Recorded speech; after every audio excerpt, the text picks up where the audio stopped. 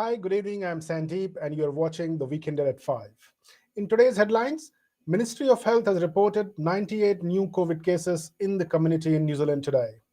The Ministry of Health said in an official press release that today's new cases are 48 are yet to be epidemiologically linked. There are 74 new cases in Auckland today, 10 in Waikato, 8 in Bay of Plenty, 1 in Taranaki, and 5 in Nelson Marlborough. In the vaccination update, uh, today I think 24,913 total vaccine doses were administered. Till date, 93% of eligible people in New Zealand have their first dose and 88% are fully vaccinated. In another news, the newly elected National Party leader Christopher Luxon had his first tete-a-tete with Prime Minister Jacinda Ardern in Parliament. Luxon raised the questions on the non-delivery of enough ICU bed throughout the country ever since the beginning of the pandemic last year. And Prime Minister was able to deftly defend her government's stance on the issue. New Zealand Herald reported that while National has picked up on the right issues to target the government and their MPs were able to keep up the pressure on the government, they still failed to deliver a clear blow on the government.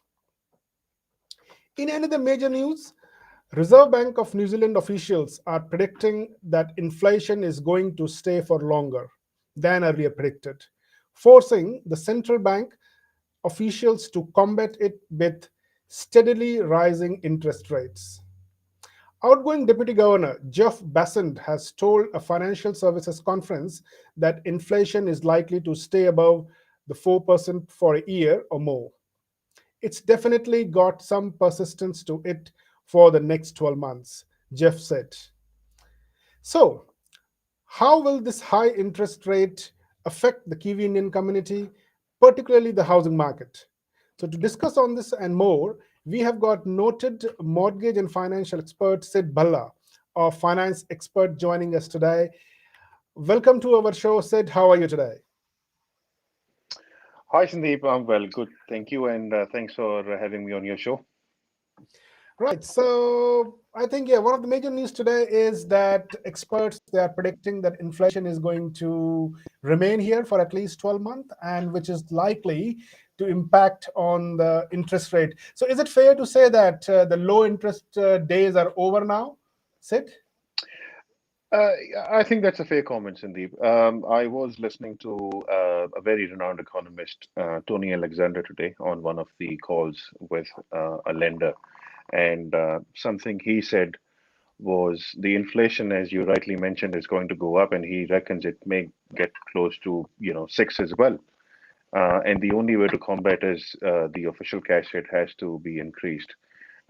Obviously, with so much pressure on inflation, the only way to combat inflation is to raise the interest rates. Uh,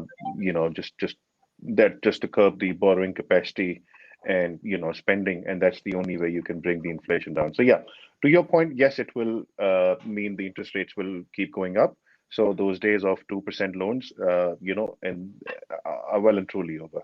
Right. Okay. Now coming back to inflation, basically how inflation impact every one of us is it reduces your saving capacity because you end up spending more for buying the same product that you were able to buy probably 12 months ago. So which means that you are able to save less, which means that the deposit for which you are saving actually reduces, and that Correct. impacts the potential borrowers. Now coming back to our broader Kiwi Indian community, what I want to ask from you is that how it's going to impact, say, first home buyers or the people who have already been in the houses and they are wanting to upgrade themselves. Yes, and it has had an effect already. If you ask a lot of people in the market, there has been, I won't say, a drop in prices, but most of the fact that, the bank approvals have become harder because banks, a lot of things have happened recently. The rules have become stricter. Triple CFA came into the picture. interest rates started going up. That means the bank's assessment rates started going up as well. Then the LVR restrictions came into force, which means a lot of first home buyers were sort of, pushed out of the market. If you saw the news recently, ANZ Bank cancelled their approvals for over 80% customers, so did Kiwi Bank. So what that means is those customers who were in the market exited the market. It has a flow-on effect because the houses they would have bought, those customers would have bought something else. Once they sell, they buy something else. Now, if they can't sell, they are now going to buy something else.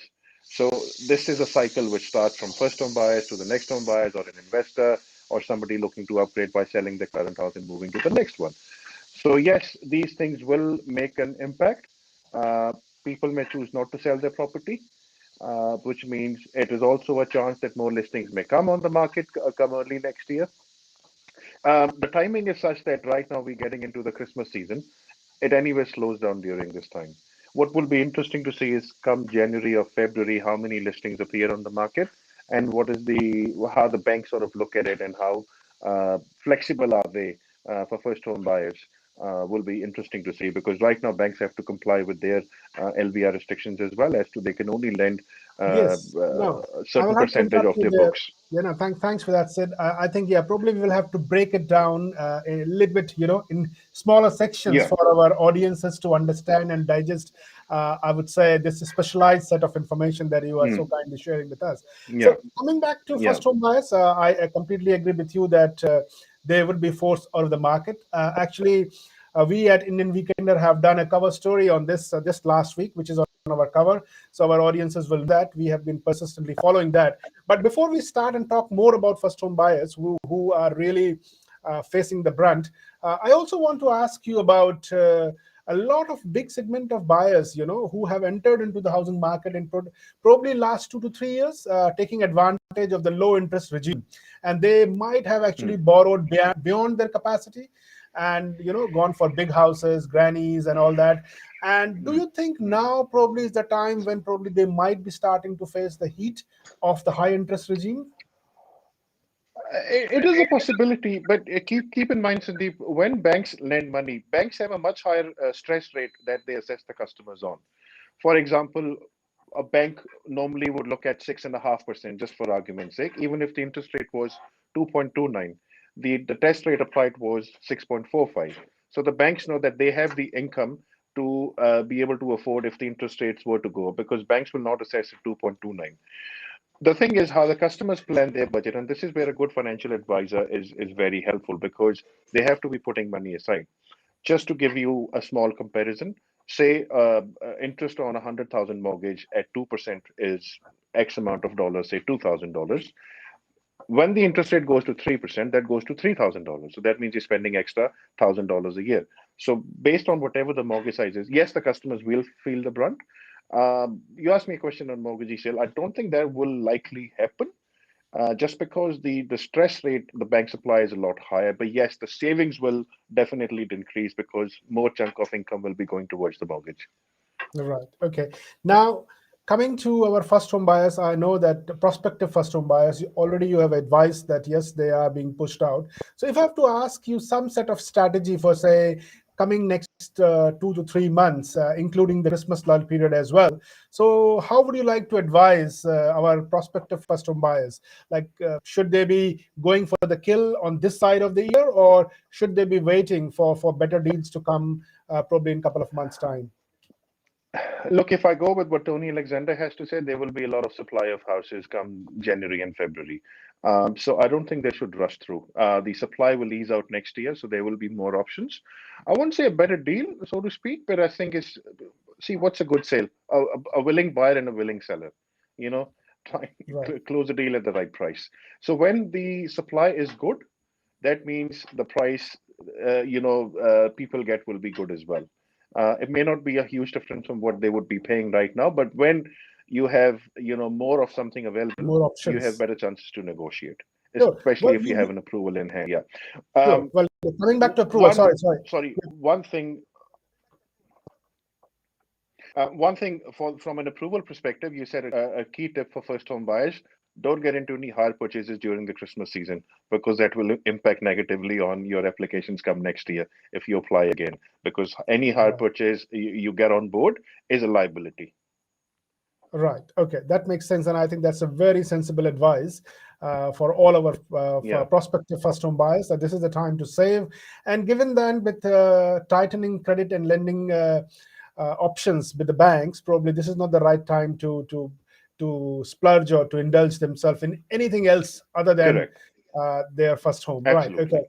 Now, Absolutely. is this advice same for people who have been sitting in their houses and have been wanting to sell it and upgrade themselves as well, or probably you have a different set of advice for them?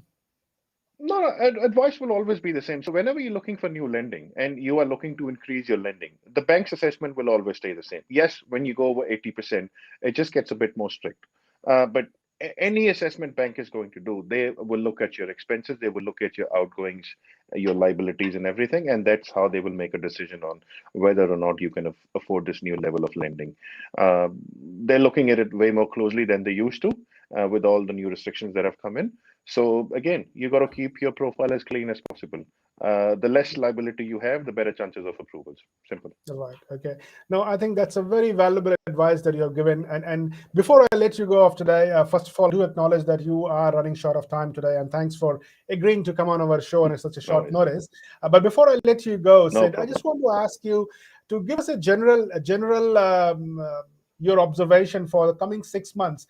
Do you reckon that house prices will be going up, or can we expect some sort of stability in the market? I think if I have to go with what Tony Alexander had to say, yes, the stability is coming in the Auckland market. I think he called it the end game for the price increases. There have been a few unrealistic ones since the lockdown last year, but he called it the end game for price increases, the unexpected price increases. There's no crash coming, as per according to him. So you will see a lot more stability in the market going forward because supply will ease out. Great. Okay. Well, thank you very much, Sid. Thanks for sharing your financial wisdom with Thank you, our Sandeep. viewers today. And yes, we'll come back and speak to you at some other time as well. I appreciate it. So, this is Sandeep, along with Perfect. our Indian Weekender team at Weekender at 5.